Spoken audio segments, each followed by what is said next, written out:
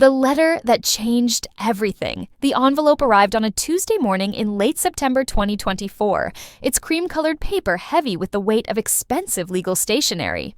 Marlo Christine Hayes held it between trembling fingers, watching how the autumn sunlight filtered through her kitchen window and illuminated the return address. Whitmore and Associates, estate attorneys. She was 28 years old, living in a modest rental in Portland, Oregon, surrounded by the life she'd built from nothing. A collection of thrifted furniture, photographs of friends who'd become family, and the persistent scent of the lavender candles she made to supplement her income as a freelance graphic designer. The apartment was small, but it was hers. Everything in it she'd earned. Her hands shook as she opened the envelope. Dear Ms. Hayes, we regret to inform you of the passing of Mr. Theodore James Whitmore on August 14, 2024.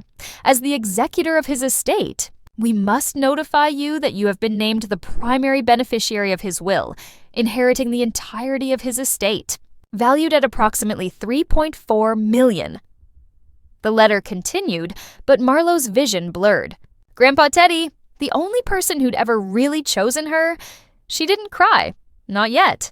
Instead, she walked to her small bookshelf and pulled out a worn photo album, the only tangible connection to a childhood she'd spent years trying to understand. The first photograph showed a tiny infant, maybe 4 months old, swaddled in a hospital blanket that had seen better days. Someone had written on the back in fading blue ink, Marlo Christine, February 12, 2000, 4 months, 2 weeks. She'd been told the story in fragments, pieced together over years of careful questions and uncomfortable silences. Her mother, Deanna Hayes, had been 19, too young, too ambitious, too focused on a modeling career that never quite materialized. Her father, Ryan Castellano, had been 21, charming in that dangerous way that makes people overlook red flags. They'd kept Marlo for exactly 4 months and 12 days before leaving her in the lobby of a fire station in Sacramento, California, with nothing but that blanket and a diaper bag containing 3 bottles and a note that said simply, "We can't do this."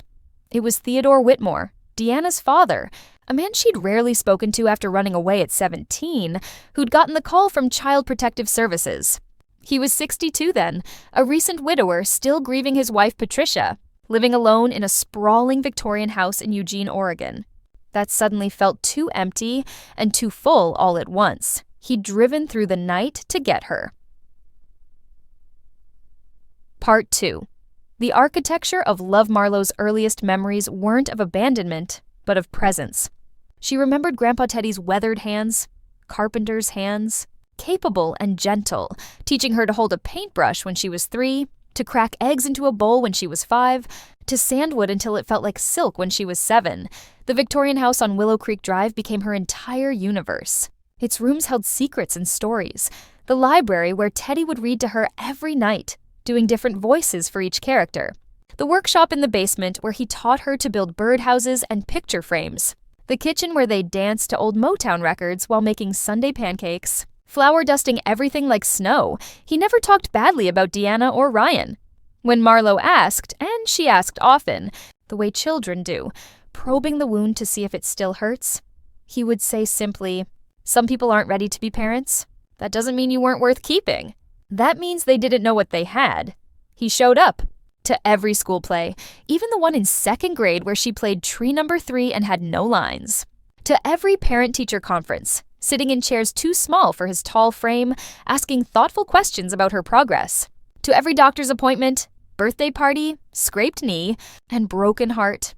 When she was 12 and came home crying because Ashley Morrison had said she was unwanted, Teddy had sat with her on the porch swing, the October sky bleeding orange and purple above them. "You want to know a secret?" he'd said. "Being wanted isn't about who gave birth to you. It's about who shows up. And I've shown up every single day since I met you, and I'm going to keep showing up until the day I can't anymore." That's what real family looks like. She'd believed him because he'd proven it, day after day after day. Part 3. The education of resilience. Theodore Whitmore hadn't been wealthy by most standards, but he'd been comfortable. He'd owned his carpentry business outright, built a reputation for craftsmanship that kept customers coming back for 40 years. He lived modestly, saved carefully, and invested wisely. When Marlo started high school in 2014, he sat her down for the money talk. "I'm going to make sure you can go to college," he'd said, "but I'm also going to teach you to stand on your own feet. Money's a tool, not a crutch. You understand?" She'd nodded, not fully understanding then, but trusting him completely. He'd kept his word. He paid for her education at the University of Oregon, where she'd studied graphic design, but he'd also made her work. Summers at his carpentry shop, learning invoicing and customer service, and the value of showing up on time. He'd taught her to budget, to save 20% of everything she earned, to invest in herself. When she graduated in May 2022, he'd been there in the crowd, standing because his arthritis made sitting in those stadium seats torture, holding a bouquet of sunflowers, her favorite, and wearing a suit he'd probably bought in 1987. The photograph from that day sat on her desk now. Marlo in her cap and gown, Teddy beside her, both of them grinning like they'd won the lottery. In a way, they had. They'd won each other. Part 4. The Intrusion. The second letter arrived 3 weeks after the first, in late October 2024. This one wasn't on expensive stationery. It was printed on standard paper. The address slightly crooked. Sent from a law office in Reno, Nevada, and Ms. Hayes. "We represent Deanna Hayes Castellano and Ryan Castellano regarding the estate of Theodore Whitmore. Our clients assert that as Mr. Whitmore's biological daughter, Mrs. Hayes Castellano is entitled to her rightful inheritance. We request that you contact our office immediately to discuss a settlement arrangement." Marlo read it 3 times, each reading making her hands shake harder. They wanted the money. The parents who'd left her at 4 months old, who'd never sent a birthday card or made a phone call, who'd been conspicuously absent for 28 years. They wanted what Teddy had built, what he'd chosen to leave to her. She called the attorney handling Teddy's estate, a woman named Patricia Nguyen, who had the kind of calm, measured voice that made impossible situations feel manageable. "I was expecting this," Patricia said. "Your grandfather anticipated it too. That's why he was so meticulous about his will. He left detailed instructions and extensive documentation." Documentation of what? Of his relationship with you, of their absence. "Marlo, your grandfather kept everything. Every school report card, every medical bill he paid, every photograph, every receipt. He documented 28 years of showing up. He wanted to make sure that if anyone challenged his decision, there would be no question about who his real daughter was." Marlo felt something crack open in her chest. Even in death, Teddy was protecting her. "What do we do now?" she asked. "Now," Patricia said, "we prepare to fight." Part 5. The Archaeology of Abandonment. The lawsuit was filed on November 3, 2024. Hayes Castellano versus Hayes, a legal document that reduced 28 years of presence and absence into bloodless paragraphs arguing about biological rights versus chosen relationships. Deanna and Ryan's attorney, a man named Marcus Brennan who specialized in estate litigation, built their case on a simple premise. Biology equals family equals inheritance rights. Deanna was Theodore's biological daughter. Therefore, she should inherit, regardless of their relationship's complexities. The complexities, of course, were extensive. Patricia Nguyen began building the defense like an archaeologist uncovering a civilization, layer by careful layer, artifact by artifact. She started with the fire station report from June 26, 2000, when 4-month-old Marlo had been found in the lobby, dehydrated and with a severe diaper rash suggesting neglect. Then came the CPS records, the attempts to locate Deanna and Ryan who'd disappeared. The investigation that found they'd moved to Las Vegas, chasing entertainment industry dreams. The documentation that Theodore had immediately filed for legal guardianship. Then full adoption, which was finalized on April 18, 2001, when Marlo was 14 months old. "She's not just his granddaughter," Patricia explained during one of their preparation sessions. "She's legally his adopted daughter. He made that official as soon as he could." But the records went deeper. Phone logs showed that Deanna had called Theodore exactly 3 times in 28 years. Once in 2003 asking for money, he declined. Once in 2010 when she was getting divorced from Ryan, the first of 3 divorces, he'd sent her to a lawyer and paid nothing. And once in 2018 when she'd heard he'd had a heart scare, he'd told her he was fine and didn't need anything. Patricia had tracked down the recordings of those calls. Theodore had started recording all his phone conversations after the first one, perhaps already understanding that documentation would matter someday. Listening to them was agony. "Dad, I'm really struggling right now." Deanna's voice tinny through the old recording. circa 2003. Ryan and I need just a few thousand to get back on our feet. You have a daughter, Deanna, Teddy's voice patient but firm. I've been raising her for 3 years. If you want to be part of her life, you know where we are. But I'm not funding a lifestyle when you won't even call to ask about your own child. That's not fair. You don't understand how hard things are for us. I understand plenty. I understand that little girl asks me every few months why her mommy doesn't want her. I understand I'm the one who holds her when she cries about it. I understand that being a parent isn't about biology. It's about showing up. And you haven't shown up once. The call had ended there. The 2018 call was worse.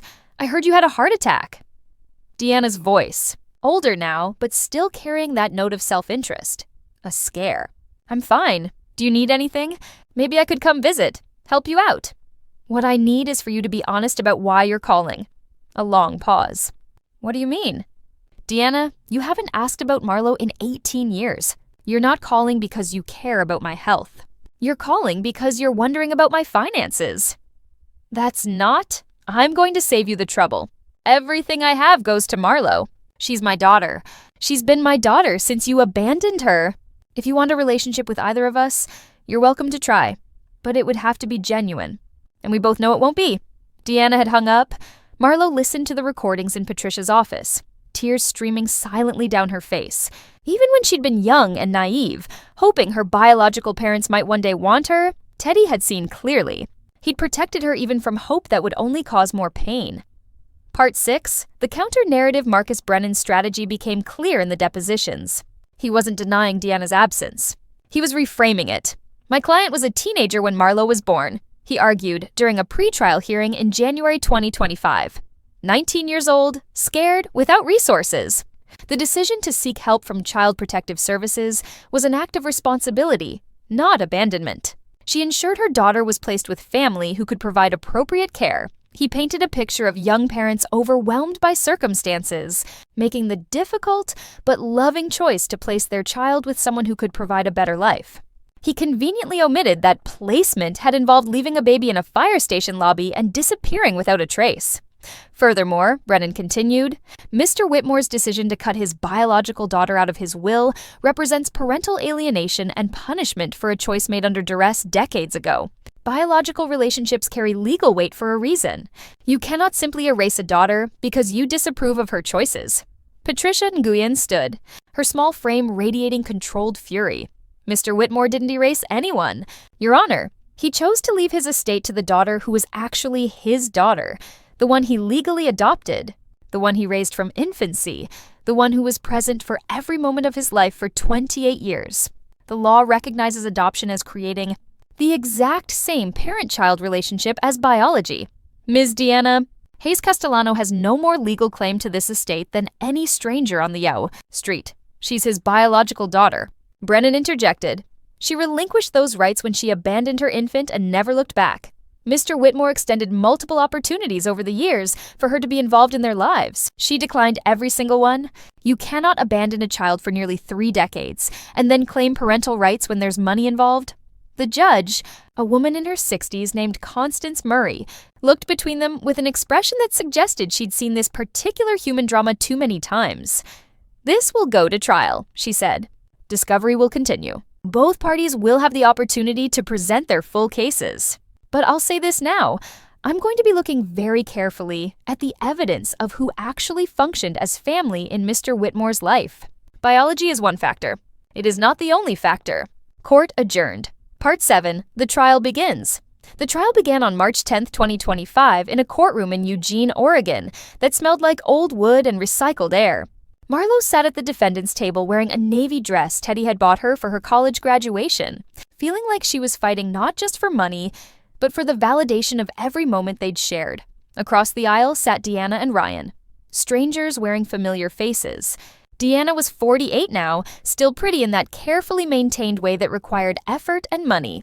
Ryan was 50, heavier than in the few old photographs Marlo had seen, wearing an expensive suit that didn't quite fit. Neither of them looked at her directly. Brennan called Deanna as his first witness. She took the stand with the practiced grace of someone accustomed to being watched. Under Brennan's gentle questioning, she told a story of teenage parenthood, poverty, and impossible choices. "I was so young," she said, voice trembling perfectly. "Ryan and I were barely adults ourselves. We were living in a one-room apartment, both working minimum wage jobs. I wanted to keep Marlo. I loved her. But I couldn't feed her properly. I couldn't afford diapers or formula. I was failing her." "Why didn't you ask your father for help?" Brennan asked. "I did. He said he'd take Marlo, but only if I agreed to give up custody completely. He said I was irresponsible, that I'd ruined my life, that he wouldn't enable my mistakes. He gave me an ultimatum: give him Marlo permanently or receive no help at all." It was a masterful lie, delivered with tears glistening in carefully made-up eyes. Patricia Nguyen's cross-examination was surgical. "Ms. Hayes Castellano, you testified that you contacted your father asking for help. Do you remember when this conversation allegedly occurred?" "It was June 2000, right before Marlo went to live with him." "And how did this conversation take place? In person? Phone?" "Phone. Do you have any record of this call?" "It was 25 years ago." "Of course not." Patricia pulled out a document. "These are your father's phone records from May through July 2000. He kept meticulous records. There are no incoming calls from any number associated with you. In fact, the only contact we have documented is this CPS report indicating you'd abandoned your infant daughter at a fire station and disappeared. When CPS finally located you 3 weeks later at a Vegas address, you told the social worker, and I quote, 'We can't handle being parents right now. We want to pursue our careers. It's better if Teddy takes her.'" Deanna's face went pale. They're misrepresenting what I said." "This is a sworn statement from the social worker, Ms. Hayes Castellano. Are you suggesting she committed perjury?" "I'm suggesting she didn't understand the context." "Let's talk about context then. After leaving Marlo with your father, how many times did you visit her in the first year?" Silence. "The first 5 years?" Deanna's attorney objected, but the damage was visible. Her carefully constructed narrative was crumbling. "How many birthday presents did you send?" The answer is 0. 0 visits. 0 presents. 0 phone calls to ask how she was doing. In fact, Ms. Hayes Castellano, you didn't contact your father or Marlo at all until 3 years later when you needed money. Isn't that correct?" "I was struggling." "You were in Las Vegas pursuing a modeling and acting career. You appeared in several local commercials. You got married and divorced twice during this period. You were living your life, unencumbered by a child. That's not struggling. That's choosing." Marlo watched Deanna's face cycle through emotions: anger, shame, calculation. She wondered if any of those feelings were real, or if they were just another performance. Part 8. The evidence of presence. Patricia built her case like Teddy had built his furniture. Carefully, precisely, with attention to every detail. She called Marlo's pediatrician, Dr. Helen Sato, who'd treated her from infancy through age 18. Theodore Whitmore attended every single well-child visit. Dr. Sato testified, every vaccination appointment, every illness, every developmental check. He kept meticulous notes about her health. He asked thoughtful questions. He was exactly the kind of parent every doctor hopes to work with. "Did you ever meet Marlo's biological mother?" "Never." In 18 years of treatment, Deanna Hayes never appeared once, never called to ask about her daughter's health. To my knowledge, she never even knew what vaccines Marlo received or if she had any allergies. She called teachers. Mrs. Margaret Bradshaw, Marlo's third-grade teacher, remembered Teddy attending every parent-teacher conference, volunteering for field trips despite his work schedule, and staying after school to discuss Marlo's struggles with math. He was there for the art shows, the science fairs, the winter concerts, Mrs. Bradshaw testified. One time, Marlo had chickenpox and missed 2 weeks of school. Mr. Whitmore came in personally to collect her homework and brought her back caught up on everything. That's dedication. She called Marlo's best friend since childhood, Simone Jefferson, who testified about the countless sleepovers at the Willow Creek house, the way Teddy would make them pancakes in shapes of their choosing, how he'd taught both girls to ride bikes and never once complained about the noise. "Marlo used to ask me what it was like having a mom," Simone said, her voice thick with emotion. "And I'd tell her that her grandpa Teddy did everything my parents did and more. He was at every dance recital, every soccer game. When my own dad missed my 8th grade graduation, Teddy made sure to take extra pictures so my dad could see what he'd missed. That's who he was." But the most powerful evidence was the archive itself. Patricia presented to the court 28 years of documentation, organized into leather binders. report cards with Teddy's handwritten notes of encouragement, medical records with his signature, photographs spanning nearly 3 decades, receipts for school supplies and winter coats, and birthday parties. Programs from school plays with Teddy's seat numbers highlighted. There were journals. Teddy had kept journals, which Marlo hadn't known about until Patricia showed them to her. Entries about watching her take her first steps, anxiety about her first day of kindergarten, pride at her first art show, worry when she came home crying about friendship drama in middle school, joy at her high school graduation, bittersweet feelings at dropping her off at college. September 15th, 2018, took Marlo to University of Oregon today. Helped her set up her dorm room. She cried when I left. I cried in the car on the way home. The house is too quiet without her. But I'm so proud of who she's becoming. I never expected at 62 to become a father, but she's the best thing that ever happened to me. I hope I've given her enough. I hope she knows how wanted she is. Marlo wept openly in the courtroom as Patricia read that entry. The judge didn't admonish her. Several jury members were wiping their eyes. Part 9. The biological claim Brennan's closing argument on March 18, 2025, leaned heavily on biological determinism and second chances. Ladies and gentlemen of the jury, this case asks a simple question. Can a parent be punished forever for mistakes made in youth? Deanna Hayes Castellano was 19 years old, barely more than a child herself, when she made the difficult decision to place her daughter with her father. Was it perfect? No. Did she handle it in the best possible way? Perhaps not. But she ensured her daughter was safe and cared for. He painted a picture of Teddy as controlling and unforgiving, a man who'd weaponized his granddaughter against her biological mother, who'd refused reconciliation attempts, who'd used his money as leverage to maintain control. Theodore Whitmore could have encouraged a relationship between mother and daughter. Instead, he poisoned that relationship. He recorded phone calls to make his own daughter look bad. He documented every absence to build a case against her. He turned Marlo against the woman who gave birth to her. And now, from beyond the grave, he's trying to punish Deanna one final time by cutting her out of an estate that should rightfully, legally, be partly hers. It was a compelling narrative, built on half-truths and careful omissions. Patricia Nguyen's closing was quiet, but devastating. Mr. Brennan wants you to believe this case is about forgiveness and second chances. It's not. It's about what we choose to honor, presence or absence. Deanna Hayes Castellano didn't just make a mistake at 19. She made a choice. And then she made that same choice every single day for 28 years. She walked the jury through the timeline again. Not just the abandonment, but every missed birthday. Every unanswered question from a little girl who wanted to know why her mother didn't want her. Every holiday, every graduation, every moment of importance where a parent should show up and Deanna simply didn't. Theodore Whitmore didn't poison anyone against Deanna. He just refused to lie to his daughter about who was actually showing up for her. He told the truth. And the truth is this. Deanna Hayes Castellano has been absent from Marlo's life by her own choice. She didn't call to check in. She didn't send birthday cards. She didn't ask about school or friends or dreams or heartbreaks. She wasn't there. Patricia turned to face the jury directly. The plaintiffs want you to believe biology creates unbreakable legal rights. But adoption law exists specifically to contradict that premise. When Theodore Whitmore legally adopted Marlo in 2001, she became his daughter in every legal sense.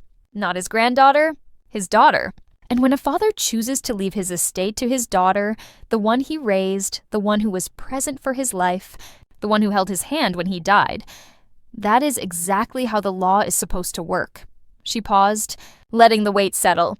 Deanna Hayes Castellano is here because there's money involved. She's not here because she missed Marlo. She's not here because she regrets missing 28 years of her daughter's life. She's here because she wants $3.4 million that her father, a man she spoke to 3 times in nearly 3 decades, chose to leave to the daughter who actually was his daughter. Patricia's voice softened.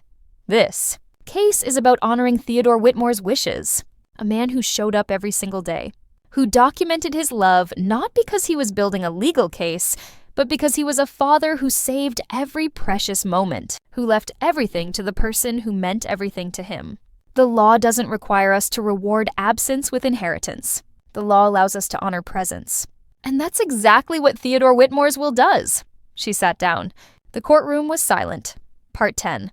The verdict. The jury deliberated for 2 days.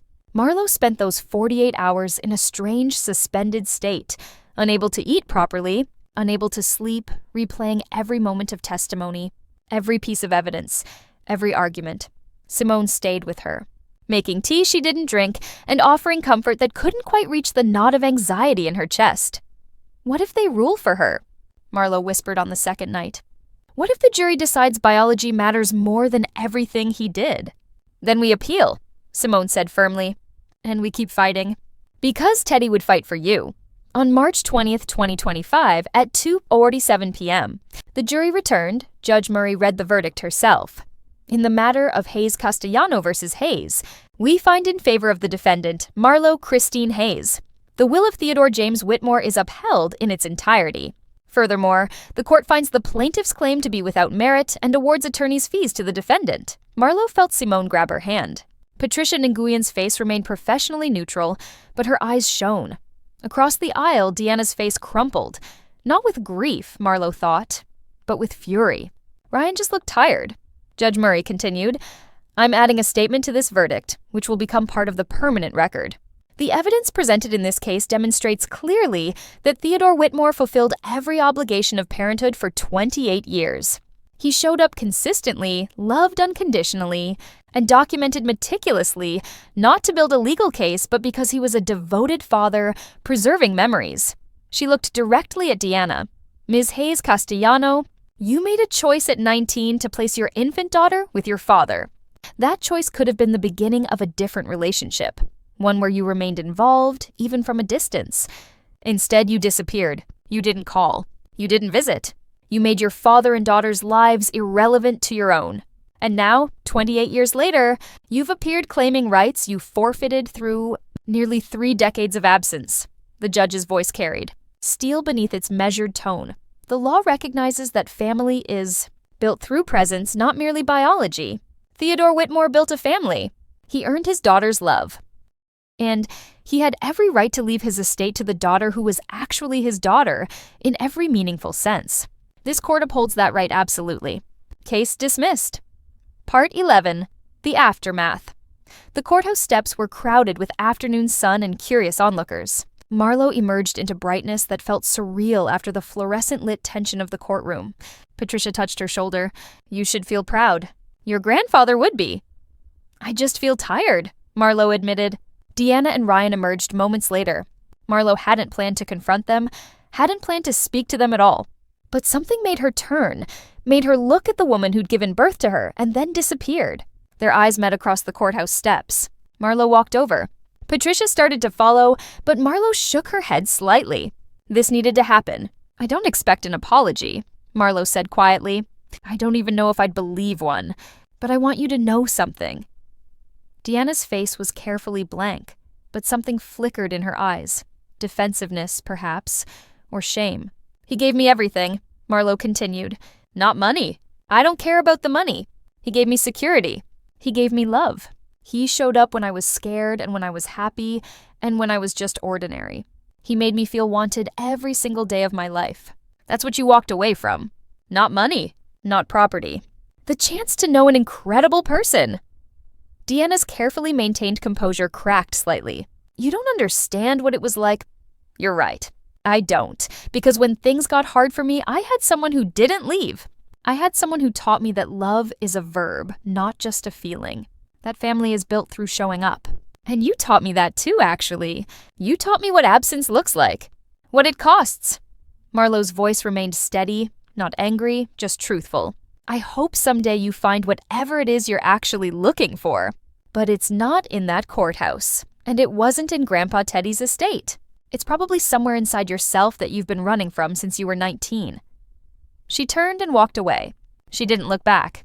Behind her, she heard Deanna begin to cry. Real crying this time, not performed for a jury.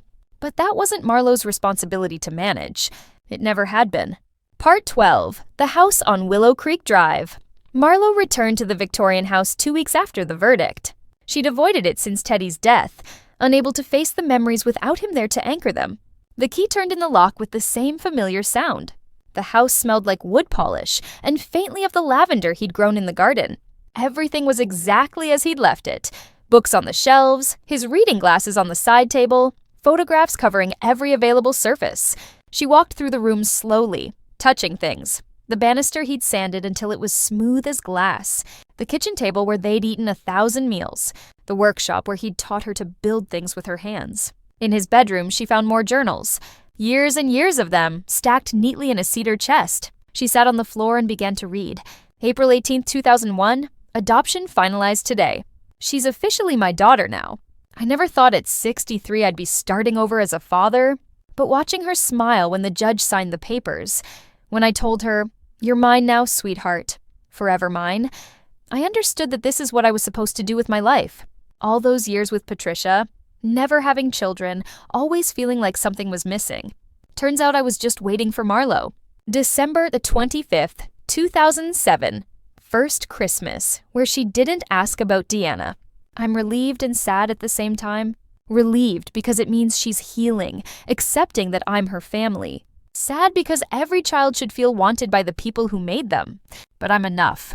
I have to be enough. And I will be. June 12th, 2015.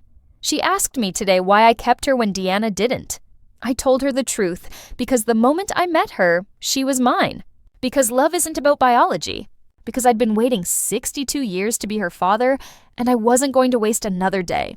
She hugged me so tight I thought my ribs would crack. Best feeling in the world. May 15, 2022. Watched her graduate college today. I'm so proud I can barely contain it. She's smart and kind and creative and resilient. She's everything I hoped she'd become. I updated my will this week. Everything goes to her. Not because she deserves an inheritance, though she does, but because I want her to know legally and permanently that she was my whole world, that every day with her was a gift. Marlo read until the sun set and the room filled with purple shadows. She read until she'd absorbed every word of love, every documented moment of devotion.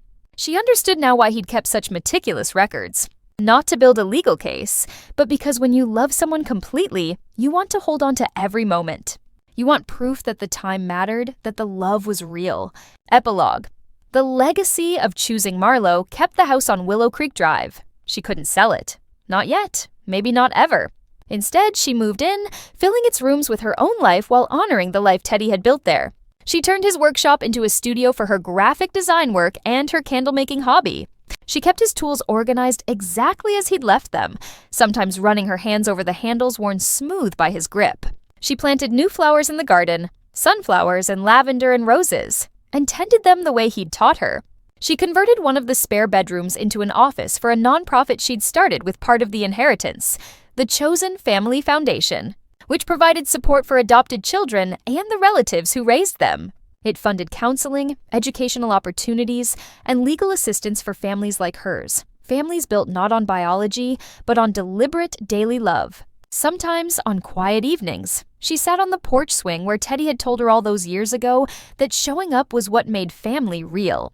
She'd watch the sun set over the neighborhood he'd loved, the house he'd filled with warmth, the life he'd given her. Deanna tried to contact her once more, 6 months after the trial. An email, carefully worded, suggesting they try to build a relationship now that the legal issues were resolved. Marlo read it twice and then deleted it. She didn't hate Deanna. Hate required emotional investment, and she had none to spare for someone who'd been absent her entire life. But she also didn't need whatever belated relationship Deanna was offering. She'd had a parent. She'd been raised by someone who showed her every single day what love looked like when it was real. That was enough. That was everything.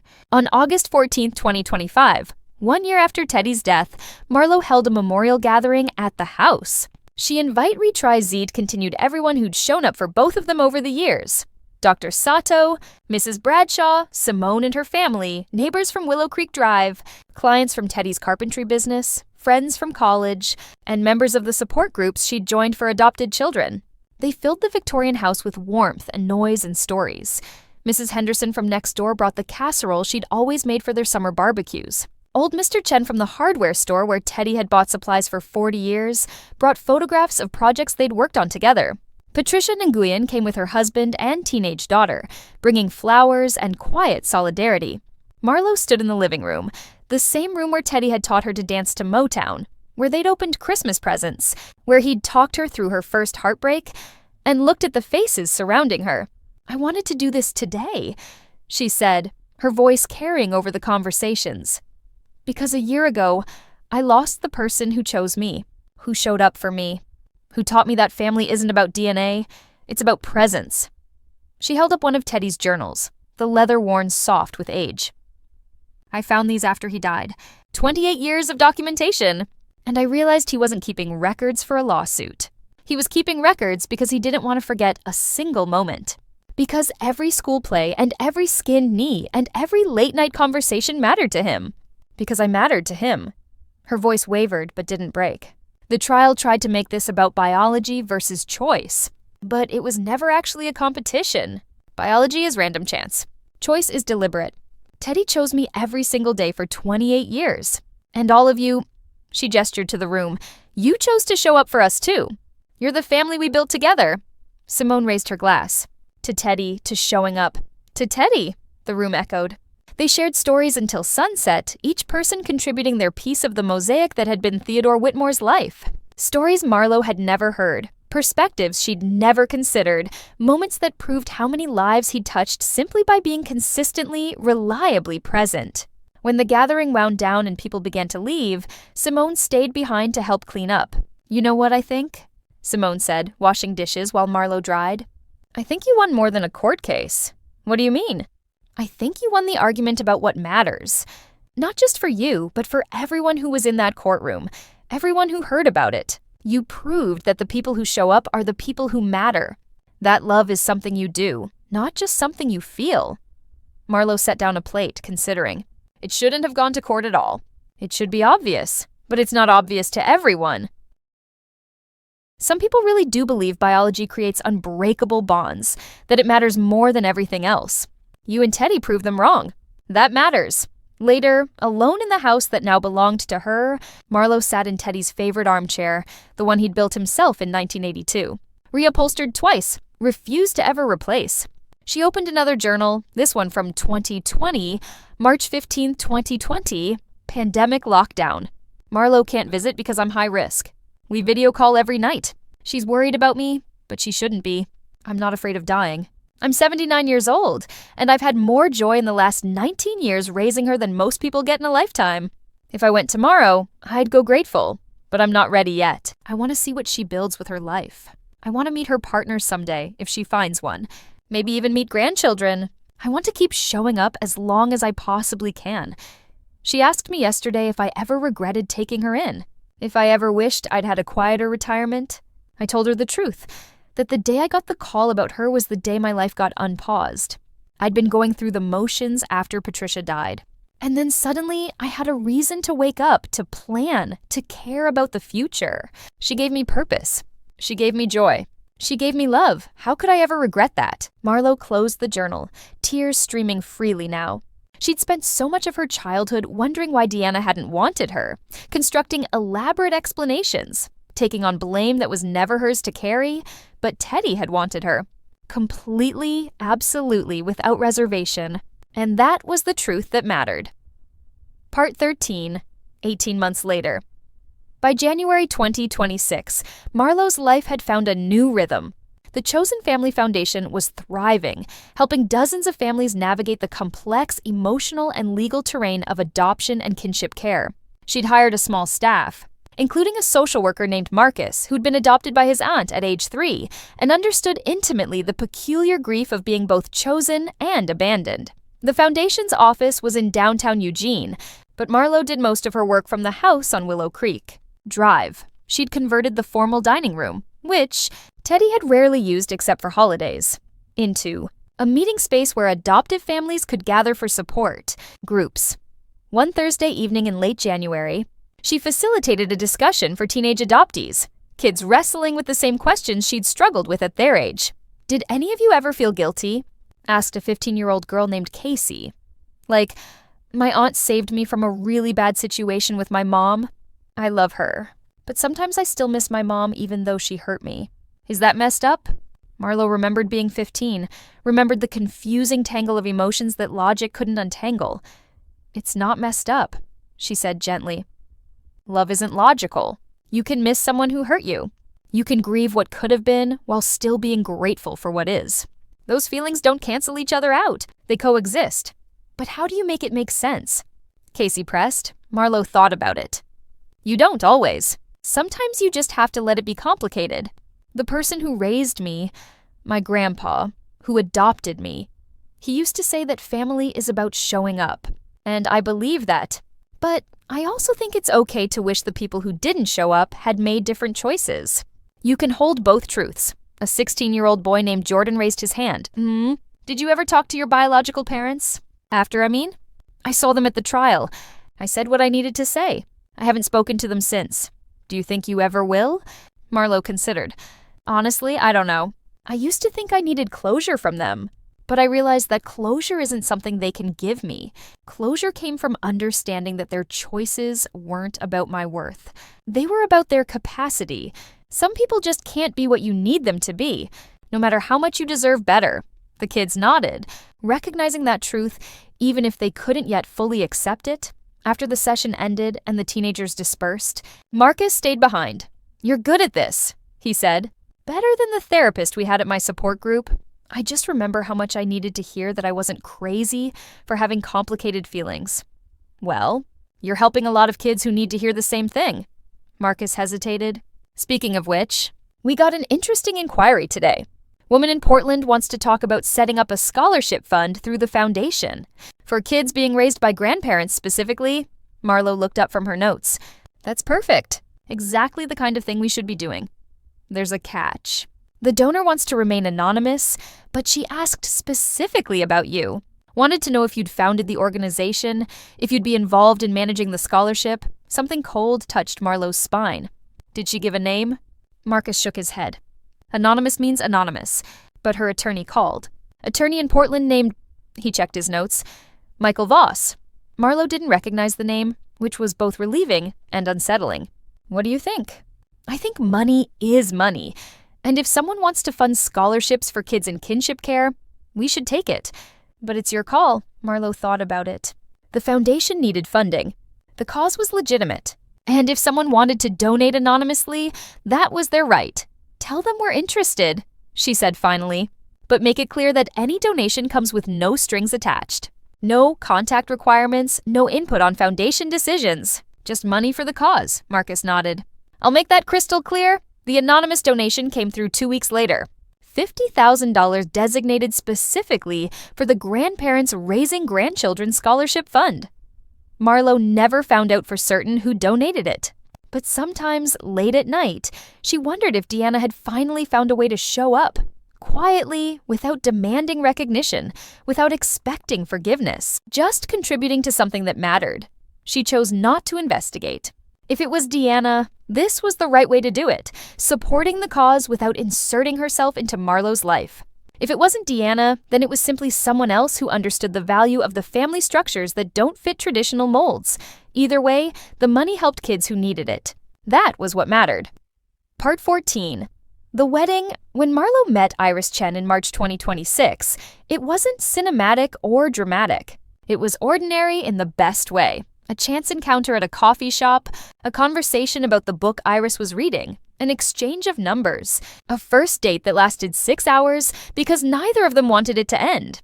Iris was a landscape architect, 31 years old, with paint-stained hands and an infectious laugh. She'd been raised by a single father after her mother died when she was 7, and she understood about non-traditional families, about loss, about building something beautiful from difficult circumstances. Their relationship unfolded naturally. Without the anxiety Marlo had carried into previous relationships, the fear that she was too damaged, too complicated, too burdened by abandonment issues to be loved fully, Iris never made her feel that way. I love that you keep his workshop exactly like he left it, Iris said one evening, 6 months into their relationship, standing in Teddy's space and running her hand over his tools. Some people would think it's morbid, but I think it's beautiful. You're keeping him present. Sometimes I come down here and just sit, Marlo admitted, especially when I'm struggling with a decision. I imagine what he'd say. What would he say about me? Iris asked, smiling. Marlo pulled her close. He'd say you have kind eyes. That's what he always noticed about people, whether their eyes were kind. And he'd probably make some terrible dad joke about landscape architects and digging up the past, and then he'd be embarrassed when we didn't laugh. I wish I could have met him. Me too. He would have loved you. They got engaged in December 2026, during the first snow of the season, in the garden Marlo and Teddy had planted together. Iris proposed with a ring she'd designed herself, a simple band with 3 small stones, sapphire for Marlo's birth month, emerald for Teddy's, and diamond for new beginnings. The wedding was in June 2027, in the backyard of the Willow Creek house. They kept it small, 50 people who actually mattered, who'd shown up over the years, who understood what they were celebrating. Marlo wore her mother's dress, not Deanna's, but Patricia's, Teddy's late wife. The grandmother she'd never met, but who'd indirectly given her everything by being the love that shaped Teddy into the man who could raise her. She'd found the dress in Teddy's cedar chest, carefully preserved, wrapped in tissue paper with a note in his handwriting. For Marlo, for someday if she wants it, with love from the grandmother who would have adored her. The ceremony was officiated by Mrs. Bradshaw, her 3rd grade teacher, who'd become ordained online specifically for the occasion. Patricia Nguyen gave Marlo away, standing in his family because she had become family. One more person who'd chosen to show up. In her vows, Marlo said, "Iris, I spent a lot of my life wondering why some people leave. And then I met you, and I remembered what my grandpa taught me, that the important question isn't why some people leave. It's why some people stay. You stay. In the hard conversations and the ordinary moments and the scary uncertainties, you show up. That's how I know this is real." Iris's vows were simpler. "Marlo, you taught me that family is something we build with our hands and our hearts. I want to keep building with you, every day, whatever we're building, for as long as we both show up." They planted a tree together after the ceremony, a cherry blossom that would bloom every spring, roots deepening year by year, a living symbol of growth from careful tending. The reception lasted until midnight, the Victorian house filled with music and laughter and dancing. Simone's toast made everyone cry. To Marlo and Iris, who prove that love is a verb. And to Teddy, who's here in every board of this house, every lesson Marlo carries, every moment she chooses to show up. He taught her how, and now she's teaching the rest of us. Late in the evening, Marlo stood on the porch with Iris, watching their guests dance inside through the lit windows. "You okay?" Iris asked, squeezing her hand. "I'm perfect. I'm just thinking about how he should be here. He is here. Look at this." Iris gestured to the house, the garden, the people. "Every bit of this exists because he showed up for you, because he taught you what love looks like. He's in every detail." Marlo leaned her head on Iris's shoulder. "I wish I could tell him thank you one more time." "So tell him." And Marlo did, silently, sending the words out into the June night toward wherever Teddy was, if he was anywhere. "Thank you for choosing me. Thank you for showing up. Thank you for teaching me that family is built, not born. Thank you for every single day. I hope I'm making you proud." A breeze moved through the garden, rustling the flowers they'd planted, carrying the scent of roses and lavender. Marlo chose to believe it was his answer. "You always have, sweetheart. You always will." Part 15, Full Circle. In August 2028, Marlo received an unexpected letter. Not a legal document this time, just a handwritten note on plain paper, forwarded through the Foundation's office. "Dear Marlo, you don't know me, but my name is Bethany Castellano. I'm your half-sister. I'm 17 years old and I just found out about you." Marlo's hands shook as she continued reading. "Ryan, our father, just told me. He and Deanna got divorced again, for the 3rd time, and I guess he felt guilty, or something. He told me he had another daughter from when he was younger, that he left you with your grandfather and never looked back. I've been thinking about this for months, trying to decide if I should reach out. I don't want money. I don't want anything from you, really. I just wanted you to know that I exist, and that I'm sorry for what they did. I know that's weird. I wasn't even born yet when it happened, but I'm sorry anyway. I read about the trial, about your grandfather and everything he did for you. I'm glad you had him. I wish I had someone like that. If you ever want to talk, here's my email. No pressure. I'll understand if you don't." Bethany Marlo read the letter 3 times. Iris found her sitting at the kitchen table, staring at the pages. "Everything okay?" Marlo handed her the letter. Iris read it silently, her expression shifting from confusion to understanding to compassion. "What do you want to do?" Iris asked. I don't know. Part of me wants to ignore it, to keep that door closed. And the other part? Marlo considered. The other part remembers being 17 and confused and desperately wanting to understand where I came from. She didn't choose her parents any more than I chose mine. She thought about Teddy, about how he'd never let his anger at Deanna poison Marlo's chance to understand her own history on her terms, about how he'd kept the door open even when Deanna had slammed it shut. I think I want to write back, Marlo said finally, not to build a relationship with Ryan or Deanna through her, but because she reached out and she's just a kid trying to make sense of her family. I remember what that felt like. She drafted the email carefully over several days, showing drafts to Iris and Simone and Patricia Nguyen, making sure she was being honest without being cruel. Dear Bethany, thank you for reaching out. That took courage, and I appreciate it. I want to be clear about a few things. I'm not interested in a relationship with Ryan or Deanna. That door has been closed for a long time, and it's going to stay closed. But you didn't do anything wrong. You're not responsible for their choices. If you want to talk sometime about what it's like growing up with them, or what it was like growing up without them, or just about being 17 and confused, I'm willing to listen. Not as a sister exactly, because we don't know each other, but as someone who understands what it's like to have complicated feelings about family. I'm attaching some information about the foundation I run. If you're ever interested in understanding more about adoption, kinship care, or non-traditional families, we have resources. And if you ever need support, we can connect you with counselors who specialize in family complexity. Take care of yourself, and thank you again for reaching out. Marlo Bethany responded a week later, and they began a careful correspondence. Emails every few weeks, mostly about ordinary things: school, college applications, books they were reading, questions about what life was like growing up with Teddy. Marlo learned that Ryan had 2 other children besides Bethany, twins named Marcus and Melissa, age 12, that he'd been married 4 times total, that he'd never quite gotten his life stable, moving from job to job, relationship to relationship, always chasing something he couldn't quite articulate. She learned that Deanna had been married 5 times, currently working as a real estate agent in Reno, still beautiful and charming and fundamentally unreliable, that she'd promised Bethany things: college funds, support, presents, and failed to deliver with stunning consistency. Does it ever get easier? Bethany asked during their first phone call 9 months into their correspondence. Accepting that they're just like this? Marlo thought about it carefully. It gets different. You stop expecting them to change. You stop waiting for them to become who you need them to be. And you start building your own family, people who actually show up. Is that what you did? Yes, and it saved me. Can I ask you something? Bethany's voice was tentative. The trial. When you saw Deanna, did you hate her? No, Marlo said honestly. I felt sorry for her, actually. She spent almost 30 years running from responsibility, and she ended up with nothing. No real relationships, no genuine connections. Just a series of failed marriages and estranged children. That's a lonely way to live. Do you think she regrets it? Leaving you? Marlo considered. I think she regrets losing access to money. I don't know if she regrets losing me.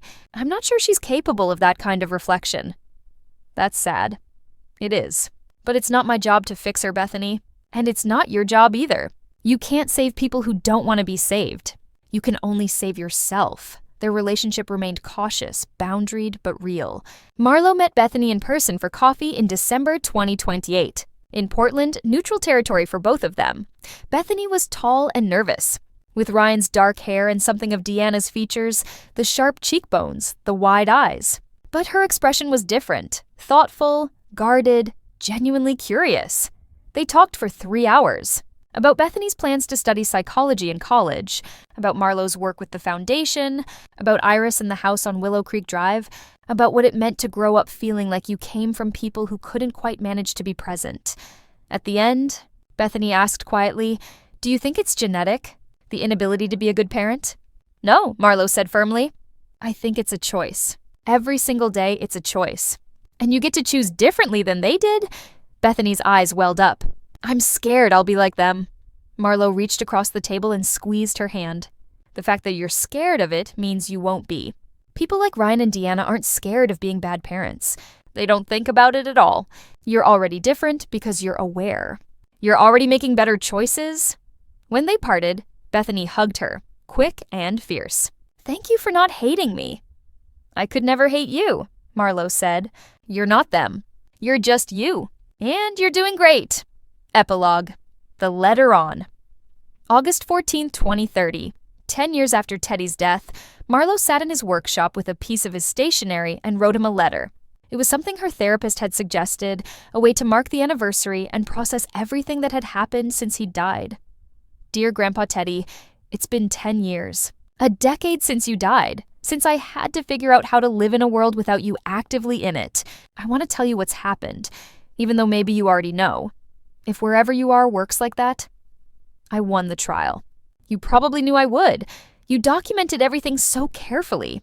Deanna and Ryan tried to take what you built, and the law said no. Biology didn't matter more than presence. Your choice to love me mattered more than their choice to leave. I kept the house. I couldn't sell it. It's still filled with you. Your furniture, your tools, your presence in every board and corner. But it's also filled with new life now. Iris and I got married here 3 years ago. We're talking about adopting someday, giving some kid what you gave me, a home built on choice instead of chance. The foundation is thriving. We've helped hundreds of families. We've funded scholarships and counseling and legal support. We've created spaces where kids can talk about having complicated feelings about the people who raised them and the people who didn't. We're making a difference. You'd be proud. I met Bethany, my half-sister. She's in college now, studying to be a therapist. She's nothing like Ryan or Deanna. She's thoughtful and careful and determined to break the cycle. I think you'd like her. I think you'd appreciate that, even from that mess of a family. Something good is growing. I still miss you. Not every day anymore. Not with that acute grief that made it hard to breathe. But in moments, when I smell wood polish, when I see someone's grandfather at a school play, when I have to make a big decision and wish I could ask your advice. Your absence is permanent, but so is your influence. Everything good I do comes from what you taught me. You asked me once if I ever regretted that you weren't my real dad. I was 12. I told you that you were more real than anyone I'd ever known. I meant it then. I mean it even more now. You showed up, Grandpa. Every single day. You chose me when you didn't have to. You loved me when it was hard. You documented it all so that when people tried to take it away, there was proof. Proof that love is something you build, not something you're born into. I hope I'm making you proud. I hope the life I'm living honors the life you gave me. I hope you're somewhere peaceful, with Grandma Patricia, both of you watching over the family you built. I love you. I'll always love you. Thank you for choosing me. Your daughter, Marlo. She folded the letter carefully and placed it in the cedar chest with his journals. Another piece of their story. Another document of love that persisted beyond death. Then she went upstairs, where Iris was making dinner and music was playing and life was continuing in all its ordinary, extraordinary beauty. This was Teddy's real legacy. Not the money, not the house, not even the victory in court. His legacy was the knowledge that family is something you build through presence, that love is something you do, that showing up matters more than any biological connection. He'd shown up. He'd loved completely. He'd taught her that chosen family was real family, and now Marlo was showing up for Iris, for the foundation, for the kids who needed to know they were wanted, for Bethany who was learning to break cycles, for everyone who'd ever been told that biology was destiny. She was proving every day that Teddy had been right. Love isn't about who gave birth to you. It's about who shows up, who stays, who chooses you day after day until choosing becomes as natural as breathing. That was the inheritance that mattered. That was worth more than any amount of money. That was everything.